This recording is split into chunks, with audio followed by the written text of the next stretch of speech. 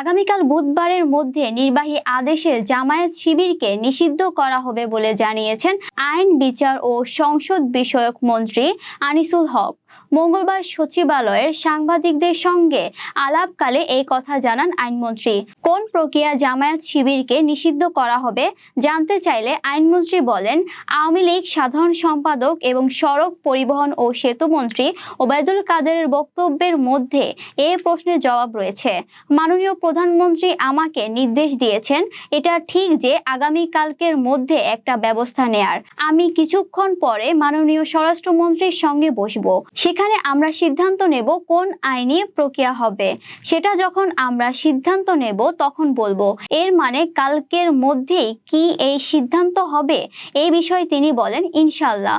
কোনো দলকে যদি নিষিদ্ধ করা হয় তখন সেটি নির্বাহী আদেশেরই হয়, সেটি কোনো বিচার বিভাগীয় আদেশের হয় না।